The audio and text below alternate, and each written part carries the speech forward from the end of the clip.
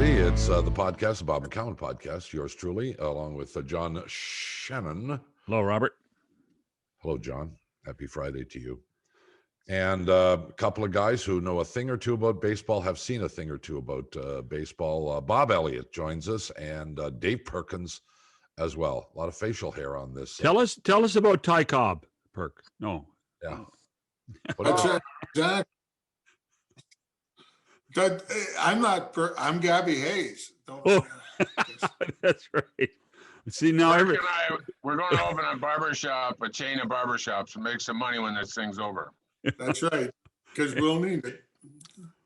I think many of us can use it right now, but that's another story altogether. Blue Jays have had an active off season. I don't know. You may have to go back to what, guys, 92, 93, or even before that, 91, 92, since the Blue Jays have had an off season with as many acquisitions. Perk, to you first. Yeah, the difference is then they were bringing in Hall of Famers, Jack Morris and Paul Molitor and Winfield and, people like that. Now it's Ross Stribling and guys like that. Springer, obviously, part of what they needed. To me, it's a lot of money for a 31-year-old guy, but it's not my money, so I don't care. I like Semien. I like that because this is easily the worst defensive Blue Jay team I ever saw. Last year's was. So they got to catch the ball. As for all these pitchers, guys with ERAs of 9 and everything, good luck to them. The ERAs aren't going to go down with this defense. Mr. Elliott, your thoughts on the off-season acquisitions by this club? Well, I would agree with Perk. There was more established resumes on those guys on the 92, 93 incoming guys. Like Dave Stewart was another guy, a proven winner. He never won a Cy Young. He probably should have won it for a 4-year period. I think he was second 4 times, but I really like Springer. Springer's a good player, but you look at when they put the rotation up on the TV there, like it's there's not a lot of depth. They have options, I guess, but there's not a lot of established depth. Well, let's go right to that then. I was going to leave that for a little bit later on, but Hey, Robert, it's your show. You do what you want. Well, sort of, but my assessment all along has been. That's what he thinks. Bob Elliott, don't tell him that. Don't tell him that. Then he's going to think he's in charge again. It's scary. Just wait, Shannon. Yeah, I know. I'm sure. Who's in charge? Yeah, I'm sure. How about them Browns? Yeah, well, they're finished. So, look, I'm with you. I would have gone for pitching. I thought that was their most immediate need. And yes, they were a horrible defensive team, and maybe some of that is the youth and inexperience, especially in the middle of the infield, and the fact that they couldn't figure out who was going to play third base. So they got Mats from the Mets. Yates is a bullpen guy. Chatwood, I don't know. Coming off surgery. Yeah, you got a bunch of ifs there. Is there a chance there's another guy that they can go and get, or do you think they've spent their wad right already? Perk? Well, until Bauer goes somewhere, Bauer's the guy, but I don't know. Once he starts with his mad tweets and everything, I don't think this organization would be a great fit for Bauer. Although who knows? Bauer wants to go somewhere different every year. Maybe he'll want to try living on this side of the border for once. Although who knows where they're going to play this year? That's the other part of the unknown equation. I think they're going to be in Dunedin, and that's the marvelous thing about Springer. They deserve to be complimented for that. Because there's going to be. There's going to be a conversation, no matter who they talk to, whether it's the agent, whether it's the player, where the guy says, like he didn't say, a free agent doesn't say to San Diego, so where are you guys playing? Right. where are you guys planning on playing? So that question would be asked, and the answer either could have been Buffalo, it could have been Dunedin, or it could have been Toronto. And how they got Springer to accept that, that's, I guess, I guess that's the 5 years is the talk on there, I guess. But beyond, back to the pitching, beyond, and I'm going to make a big supposition here, but beyond Ryu and Ray, where is the depth in this rotation? Well, exactly. I'm not sold on Ray. Right. The Pearson, God bless him, he's got a great arm. He throws 100 miles an hour and all that stuff. But he's got 18 innings in the big leagues, and his career high for innings, I think, is 101 for a season in the minor leagues. So how's this guy going to go out and throw 200 innings? It's not going to happen. I don't know where all the innings are going to come from. Guys like Tanner Rourke and Robbie Ray and guys like that. Who knows? Good luck. You don't like Stripling? You don't like Stripling either? He's just another guy. But I mean, they've had Striplings in the past, and you know what I mean. Like to me, if you're going to add a guy, add a proven guy, like a guy with some numbers. If you're going to go big, for money, I don't know. These chancy guys, some of them are going to hit, no question, but a lot of them are not going to hit, and it's just a question of how many hit and how many don't. Well, look, Bauer's going to be $100 million plus guy. That's what he wants, and probably will get somewhere. What about somebody like James Paxton or Jake Odorizzi? They are not exactly guarantees, but they have track record. They are proven. They can give you innings if they stay healthy. I mean, I could see them being in on Paxton.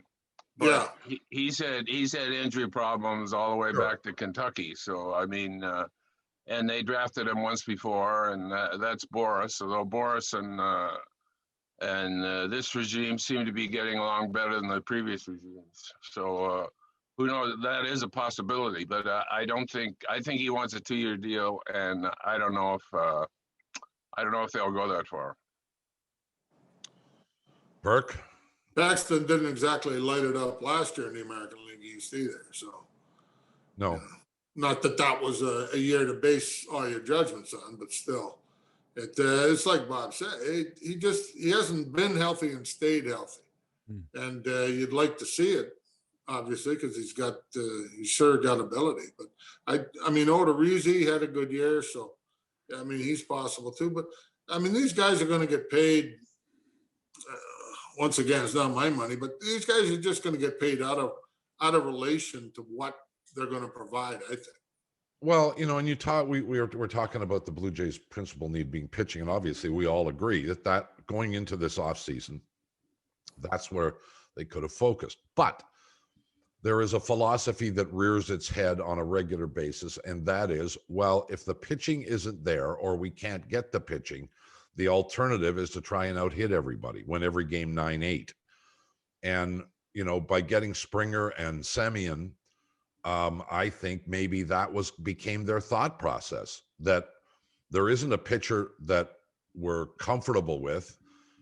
There isn't a pitcher we think we can get. So what the hell? We already have a pretty good hitting team. Let's supplement that. Your thoughts on that? Sure. I mean, that's one theory. I don't know how much it works, but that's one theory. Well, I don't know how much it works either. I'm thinking that probably was the theory they wound up using. Well, and of course, the other part of it is you better hit a lot the way this team runs the bases. This is also the worst base running team anybody ever saw, too. So. Well, I thought at shortstop, their problem is defensively. I thought the guy they would go after would be Andrelton Simmons because, he's an 8 out of 10, for fielding. He's something. But I would say Springer's probably the best. Probably the best center fielder since White, I guess. Kirk. I would think so because the ones they've had there haven't been very good. So Springer's he's a good ball player, and he's really been good in the postseason. Not to get ahead of ourselves, but that's where he's made his reputation. It's funny when you start hiring all these Astros from the cheating scandal. It'll be interesting to see how often that gets mentioned now. I imagine it'll be, oh, not our guy. He didn't do that. He wasn't part of that. Okay, I imagine that'll be. So describe the infield. Who's at second? Who's at short? Who's at third? And then just Who's on first? Just for Bob, who's playing first? Yeah. Well, I mean, the last one I saw on the TV, they had Guerrero. They had Guerrero at third, and they had Not anymore. I don't think. no, but I mean the problem with him. I know he was heavy. I know about heavy, but the problem is when he had problems at third base, it wasn't. He has a big arm, but the footwork, guys, scouts told me that was the problem. So I mean, he could be at first base. So if you've got him at first base, I mean, they're very, very heavy, lopsided right-handed. So right now today, 80% of the pitchers in the National League or in the American League are right-handed. Their left-handed hitters are Tellez. So is Tellez the DH, or do they stick the one of the outfielders there? And they got Biggio, and that's it, right? Unless McGuire, I don't know, McGuire the future. Well, I honestly, I think I see Biggio at third base. Your thoughts on that possibility? I'd move them all around. I'd leave Biggio at second. I'd put Semien at short and move the other kid to third, from short to third. Bichette to third? Short to third. Yeah, I don't Bichette see him can as play there. I say Bichette can play there, and I think you're right. The Semien's better than Bichette at shortstop. Sure. So, and I agree with you. I got to leave Biggio in because he's left-handed and he'll take a walk. I mean, he'll make a pitcher work. He isn't swinging at every single pitch like Bichette does, and most days Guerrero does. But Guerrero at first base, that's a train wreck too. He's an awful first base. I mean, he was a terrible worst third baseman anybody ever saw. He's the worst first baseman I've seen since Dick Stewart. You know, I go back to him, the guy they called Dr. Strangeglove. That covers some ground. Yeah. Well, let's talk about the defensive inabilities of this team, especially in the infield. And I wonder, can we mitigate that by understanding that the season didn't start till the middle of summer or past the middle of summer, and they really didn't have a spring training leading into the season, and it was 60 games, and these are young players, and in spring training, at least theoretically, you should be able to teach a lot of this stuff, and if not teach, then get repetitive practice at these things. Perk's shaking his head already. You don't think that a full spring training this year could make a difference to these young infielders? Well, I don't know. I mean, they're not that good. I don't think it's a question of working. I think it's just the fundamentals for a couple of these guys are just not there. So, I mean, if you get I know Guerrero's only 21 or whatever he is, but I mean, if you can't catch a pop-up, you can't catch a pop-up. Yeah, that was the thing last year. They kept saying, well, he's playing first base now, and you got to give him a break. You know, he made the change during the season. Well, Rivera worked with him a lot during the season after they made the change, but a pop-up is a pop-up. Right. You know, he should be able to track some of those down in foul ground, which he didn't get to. And he had problems. He had problem understanding where he was supposed to go. Like he'd be running over in front of the second baseman, and there's nobody home, even if he'd made the play. Isn't he just the DH, guys? Isn't he just the DH? He can play there. Yeah. Maybe. And that's where the position is a batter's box. Yeah. They had Well, him projected as a DH 3 years ago. all right. Look, we understand Guerrero's defensive shortcomings, and they are not insignificant. But you rotated a bunch of guys through third base, and nobody claimed that job last year.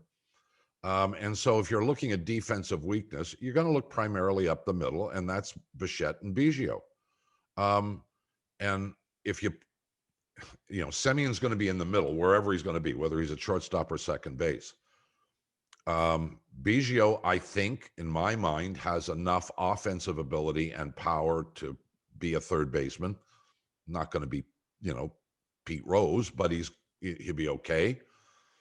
And where would you rather hide Bichette defensively, at second or short? I think that's the question you ask. Don't you? Nobody has an answer. Well, it's tough to hide somebody at shortstop. Well, Also put Semien. yeah, as I say, I move him to third, but what do I know? I like Semien. Semien's a good player. And shortstop is his position. Yep. Sure. Yeah. Well, the only issue with Semien is he hit pretty well 2 years ago.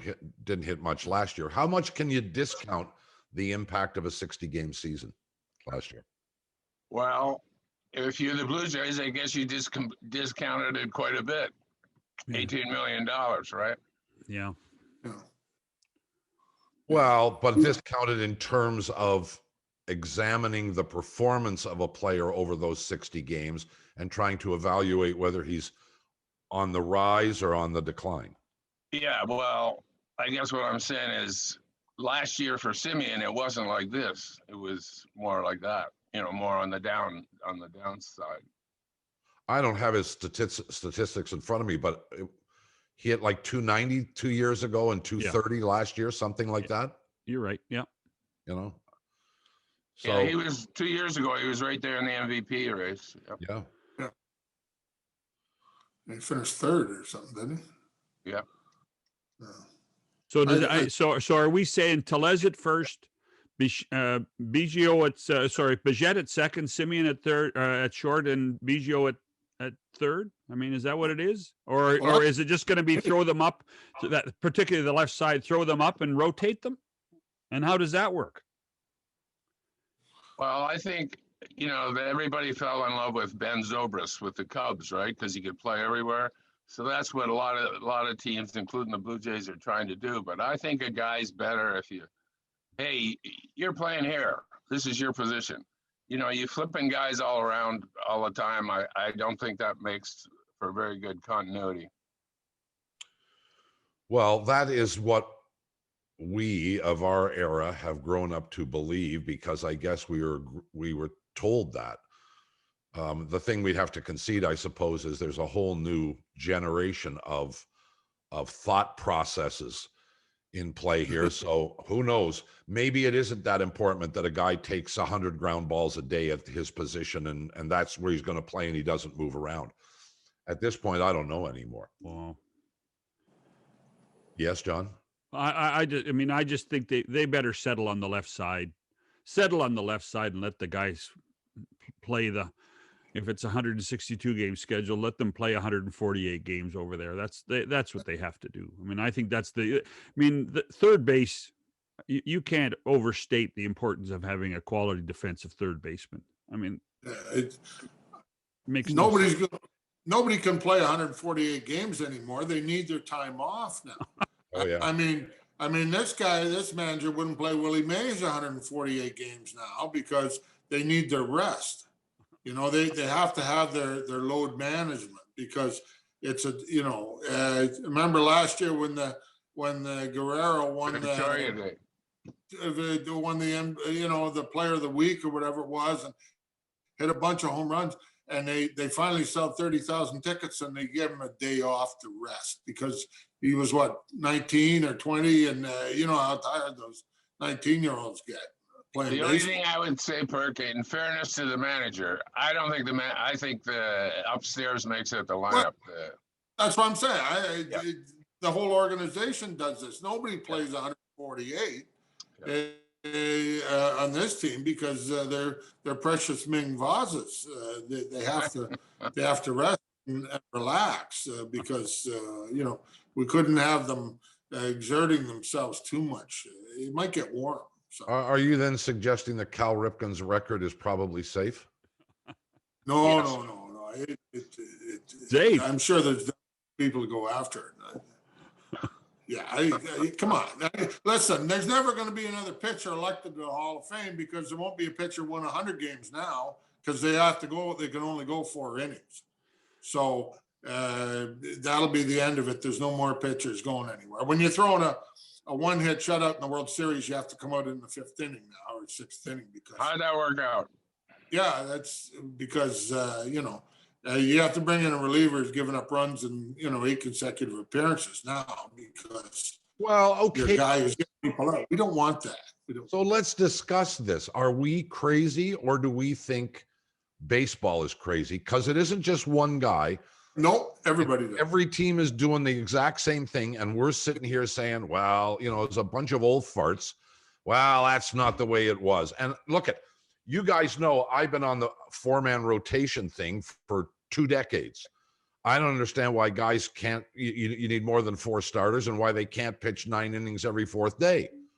Spawn insane in 2 days of rain, 9 innings every month. Yeah, well, Well, but are the we last just- guy that tried are that we- here, Robert, was JP, and Ted Lilly's agent went nuts, and so did Corey Lytle's agent because they were headed for free agency, and they didn't want to risk breaking down. So I it couldn't lasted care less. about- I mean, on the days that those guys were asked to pitch, they pitched for the Toronto Blue Jays, and they were being paid by the Toronto Blue Jays. And what is going to happen next year or the years beyond is of no concern to mine if I'm a general manager. Now, I didn't agree with very much that Ricciardi said or did, but I agree with that one. So throw them out there. But we're not going to win this argument. No. No, They're not going back to a 4-man rotation. They're more likely to go to a 7-man rotation. As Perk said earlier, 5 innings is like they're exhausted Oh, it's after 5 innings. yeah. to be carried off on a stretcher. And we used to talk. We never talked about pitch count in years gone by, but then it became at 100. So they put it up on the screen if we're watching on television, and as soon as the guy gets to 100 or close to it, you start thinking, wonder how much longer they're going to let him go. Well, how many guys don't get to 100 and get yanked or get to 100 in the 4th inning, which is an even greater concern. Yeah. Oh, Don't you think? Yeah, Jay Happ was a guy. First time here, he'd get to 2-2, foul ball, ball 3, foul ball. He'd be like 100 pitches in the 4th inning, and Gonzo, All right, let's focus on. Oh, John wants to say something. Well, no. So just so that I'm clear, nobody has a problem with the 100 pitch count, do they? Yeah, I do. You do. I don't think there's a hard and fast rule. I don't either. I think But you watch the game. But here's the thing, Perk. Pitchers are being babied from the time they're in Absolutely. public school ball, Sure. little league. That wasn't the case 30 years ago. A guy like Nolan Ryan or Tom Seaver or any in those generations. Of course, they're getting babied, Bob. Yes, Because of course. Of course, But they're those getting guys babied didn't- because they're gonna if they get coddled well enough and get to the major leagues, they're going to make so much money in 6 or 7 years they never have to work another day in their life. Well, I get that. My point, though, John, was that back in the day, the Seavers and the Ryans, etc., weren't coddled. They learned how to pitch, probably learned how to pace themselves. Were used to throwing a lot of innings before they got to the minor leagues and way before they got to the major leagues. The dilemma is, can you bring a guy up like Pearson, who, as Perk said, has not thrown 100 innings more than once or twice in his whole life? Can you now suddenly turn him into a 150 or 200 inning guy? I don't think he can. I don't think you can. Here's the point I'd say about the babying. if it was the coddling and the load management, if that was working and there wasn't any injuries, I would say, you know what, you guys have got it right. You're here. Guess what? There's more getting hurt than now than ever. Like, you remember Aaron Sanchez? I mean, he was a guy with a future. Boom, injured, gone. See ya. You're 100% right. They are babying these guys to the point where they aren't in pitching shape. And do we have fewer Tommy John surgeries now? Do we have fewer guys missing? More. I mean, the kids are having Tommy John surgery in high school to make their arms better. Yeah. Oh, yeah. And the product, this is all a product of everybody scouting with the radar gun. If you didn't hit a certain number, you had no ability. Didn't matter if you got out. You know, Greg Maddux, who's in the Hall of Fame, 330 wins or whatever, Greg Maddux wouldn't get signed today. Same with Glavine. No chance. No chance. You're right. Same with Tom Glavine. Yeah, exactly. I mean, kinds of guys throughout history, you know, that didn't throw hard, they got guys out. And that used to be the goal in baseball, get guys out. Now the goal in baseball is strictly to please the radar gun operator. That's strictly it. As long as you throw 98 or 99, it doesn't matter if you get guys out or not. You're coming in because the starter who's getting guys out, well, we don't like that anymore. He's not throwing hard enough now. No, he might have to face a guy a third time. So we can't have that. I remember the first year they put the radar numbers up on the screen on the scoreboard. And I knew the kid that was doing it, and I said, there's a lot of pressure there. And he said, no, not really. He said, you put the gun on, you add 2, and you say it into the thing, and it goes, and then they put it up. And that was when Clemens was here. And then Clemens didn't want his velocity up there. No, he complained. Okay, so just to be the devil's advocate, if I'm a modern day general manager or modern day manager, what does it matter that I run my starter out for four innings or 3.5 innings, and yet I still win the game? What does it matter? Well, it matters because as we saw in Snell's game, that you have to, if your starter's only going 4, that means you need 4 good outings from 4 different relievers or 5. Yep. The chance of getting 5 or 6 excellent pitchers to have a great day all on the same day, that's like that's highly unlikely. More difficult. Yeah, highly unlikely versus like Juan Guzman or Jack Morris going 6 and then 2 innings from Ward and then Hanky, you know. Well, the more pitchers you use, the more likely one of them is going to have a bad day, and then you lose the game. If it's a game. So, well, the other thing I wonder about too, sometimes we talk so much about the relationship between catchers and pitchers, and how a starting pitcher and a catcher will sit down before a game. We all have seen this, whether they're in the dugout or in the clubhouse, and they'll talk about how they'll go through the lineup and how they're going to pitch to certain guys. And you get into some sort of pattern, and the catcher knows this guy throws, he's got these 3 or 4 pitches, and here's the kind of the way I'm going to work. And then all of a sudden, here comes the manager out of the dugout, gives the starter the hook, and now you got a bullpen guy. So now you got to rethink all that. You only have 15 or 20 seconds on the mound to kind of figure it out. And before you figure out that, well, this ain't working, somebody else is coming in. Now you got to rethink it again. There's so many levels of potential problems when you bring in 4 or 5 or 6 guys in a game, and it's happening almost every night now, isn't it? And you know what the proof of that is? How many times in a game now do we see a ball go back to the backstop? A lot. Like 15 times a game, 12, 15 times a game. I mean, you know, it's unbelievable how many cross-ups there are, how many times they have to shut down. The catcher has to go out to the mound because somebody forgot a sign, and he bounced the ball on the catcher. He thought it was a foul. Like, it's insane the number of things that times the ball goes back to the backstop now. Doesn't that just increase the value of a good catcher? Exactly. Right. Like you look at the Yankees with Sanchez. Oh, I mean, the balls that go, he looks like he's a third string netminder or something. The balls that go between his legs or something. yeah. But he can hit. But he can hit, Bob. He can hit. Not last year. Yeah, he hit 120 last year. Hey, you know, that reminds me, if I can tell a story. Yeah. About 30 years ago, when the Jays were really good and the Yankees were terrible, I remember we're in New York one night. Pinella's managing the Yankees, and they had a little reliever named Cecilio Guante. He used to throw sliders, Remember him? and his specialty was like the 56-foot slider. And the Yankees had a catcher, I think it was Butch Weiniger, who had a couple of knee surgeries, and Butch was having trouble this game, and Guante threw about 6 that got past Butch, and Butch running back to the backstop, picked the ball up, and blah, blah, blah. So the Jays clobbered them, of course. So I remember we go trooping into Pinella's office after the game, and somebody says, after a couple of perfunctory questions, somebody says, Lou, seemed to be a little trouble between the catcher and the pitcher. All those balls getting back to the backstop.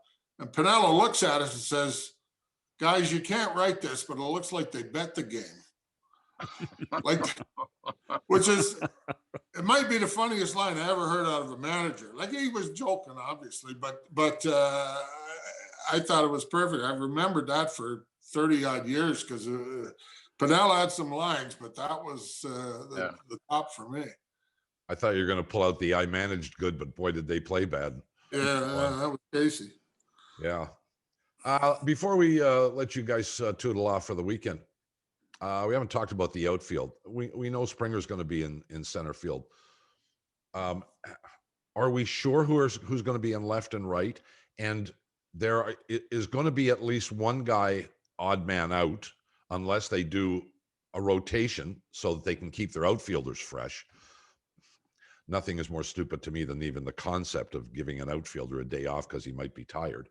But nonetheless, who, in the absence of a trade, who plays most of the time and where? You mean they just give Grishik $14 million? Yeah, exactly. And I like Guerrero. I thought he was one of their better hitters last year. Well, he's still young enough. I like him well enough.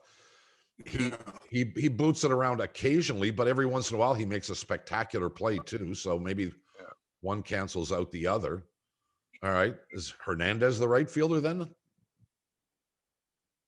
Well, he's gruesome out there, but he finally figured out how to hit. So he's, he was a hot hitter all last year. You got to have him in the lineup every day. If you DH him, then you got to play Guerrero at first base. So there's no easy answer on this, but you can rest assured somebody will get hurt, Bob, because someone always does. Yeah, I guess. But I would also say to you that the easiest position to replace over a short period of time as an outfielder, and in mid-season, the easiest place to make a trade is with somebody who's got an extra outfielder. Like, outfielders are like pretty girls. There's one comes along every 5 minutes. You were saying that about relief pitchers too, Bob. Same. Oh, it is, and I've been proven correct on that one. Yeah. Well, they may need to find some pretty girls on this team before the season's out. Well, you should have 20 or 30 bullpen guys because you're probably going to need all of them, and half of them are going to stink. So you're going to wind up cutting them, and they're all failed almost without exception. Even today in the high-tech world of baseball, what are relief pitchers? Failed starters. Right, exactly. And if you're a failed starter, you're probably a failed pitcher, or you're at least flawed. And the notion that there's a whole crapload of these guys that are really good but only have 2 pitches is bogus. They only throw 2 pitches because they're only in there for 30 seconds, and they only need 2. And then here comes the hook again to get them out. Elliott, who's your outfield? Is it obvious? I think Grishik, the guy with the most money, is the 4th. So do I. Or do you trade Grishik? Or do you try and trade him? Because that's one of the other things. I'm sure they've tried to trade him. Yeah. And and they might have to eat some of the money, but you're still going to need another outfielder. Like you got to have 4, right? Yeah. Whether it's Jacob Brumfield or whomever, you got to have a 4th guy. Well, And they Biggio out there last year somewhat. Yeah. Remember? Biggio's my third baseman. I know you guys don't agree, but anyway. Hold on. We got to talk about the Hall of Fame for a sec. Yes, let's do that. Because both of you guys vote, correct? Yes. Yes. Did you vote for Schilling? I did. First time. I didn't. I'm apparently we're what do you call us, the morally bankrupt frauds for not voting him in. Some of these right-wing loonies apparently don't know how elections work. Like he'd be one of them. We saw a few thousand others a couple of weeks ago who don't understand elections. I mean, this guy got, what did he get, 70% of the vote. Yeah. You need 75. It's pretty clear how it all works. And this is what, his 9th year in a row he didn't make it, and now he's surprised. But to read some of the Schilling backers, it's like he didn't get any votes. Yeah, that's what I'm saying. Like Yeah. he only missed by 15 votes or 17 16, votes or yeah. 16. So, I mean, it's not like, I mean, you know, it's not like this was an election in North Korea or something. Like he just missed, and then he you know, he dumps on everybody, and enough. Like, let me ask you this, Perk. Do you think you'll get 71% next year? Well, you know, I think he's a borderline guy. He's very close. And I just said, no, I'm a small hall guy. I don't vote for a lot of guys. And I had him not on. And there's a lot of guys I have not on, you know. Andy Pettit was a good pitcher. I don't have him as a Hall of Famer. You know, there's other guys who were in that I didn't have as Hall of Famers. That's fine. It's just I'm one opinion like everybody else. But you know, it's a thankless job. You know, I'm not complaining about it, but I mean, every year, no matter what we do, it's wrong. Like somebody's mad, somebody's upset, and that's why it's probably a good election, because it isn't just a slam dunk for everybody. So neither of you have a problem that nobody got in this year? No. I think this is my like 24th or 23rd year. I can't remember. And this is, I think, 3 times nobody's got in on my watch. I'm fine with it. I voted for you know, a few guys and they didn't get in. That's fine. I'm okay with it. If somebody asks me what I think, I tell them. And the classes the last 4 or 5 years have been large. Right. Yeah. There's been a lot of guys. And we're going to go through this whole nonsense again next year, not just the Clemens and Bond stuff, because next year is A-Rod and Ortiz. And, you know, I mean, now I'm hearing people talk about Mark Teixeira. Like, you know, okay, not for me, but okay. Not for me. Yeah, I don't. Anyway. Reluctance to vote for A-Rod? Well, I vote for Bonds, Clemens.